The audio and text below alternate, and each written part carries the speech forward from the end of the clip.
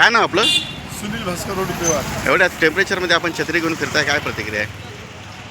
एवढ्या उन्हामध्ये मी पूर्णा शहराचा रहिवासी आहे. सुनील भास्कर रोडपेवार माझं नाव आहे. पूर्णा शहरामध्ये माझा शेतीमाल खरेदी विक्रीचा व्यापार आहे. मी भारतीय जनता पार्टीचा जिल्हा सचिव पण आहे. पूर्ण परभणी येथे मला काही अर्जंट कामामुळे यावं लागलं आणि एवढा मोठा उष्माघाताचा तडाखा आहे की नागरिकांना घराच्या बाहेर निघणंसुद्धा खूप अवघड आहे. आज असं कळतं की 43°C अधिक उन्हाचा तडाखा आहे. एप्रिल महिन्याच्या शेवटच्या आठवड्यामध्ये सूर्यदेवतेचा जी आग उठण्याची परिस्थिती आज आहे त्याच्यापेक्षा मे महिन्यामध्ये खूप मोठ्या पद्धतीने वाढू शकते.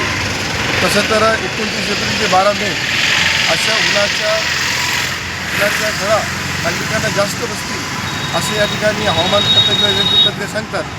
तेव्हा माझं परभणीकरांना आणि परभणी जिल्ह्यातील सर्व नागरिकांना एवढं या ठिकाणी आव्हान आहे की आपण आपली कामे अतिमहत्त्वाची काही काम असेल तरच आपण घराबाहेर यावे आणि घराच्या बाहेर येत असताना आपल्याला उन्हाचा तडाखा बसू नये. उन्हापासून आपल्याला कसल्या प्रकारच्या आपल्या आरोग्याला धोका होऊ नये म्हणून आपण माझ्याप्रमाणे छत्रीचा वापर करावा किंवा रुमालाचा वापर करावा की जेणेकरून आपलं शरीर आणि आरोग्य या ठिकाणी एवढ्या उन्हामध्ये सुद्धा आरोग्यपूर्ण राहील.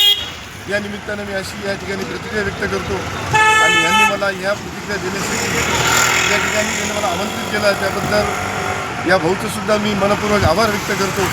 आणि अशीच पत्रकारिता ही समाजाला आदर्श देत असते. एक जागरूक पत्रकार म्हणून मी निश्चित या भाऊचा या ठिकाणी अंतःकरणातून या ठिकाणी त्याचे आभार व्यक्त करतो. समाजातलेच प्रश्न पत्रकार चांगल्या पद्धतीने मांडतात याच्यापेक्षा दुसरं चांगलं उदाहरण ठळक असू शकत नाही असं माझं वैयक्तिक मत आहे. जय हिंद, जय महाराष्ट्र.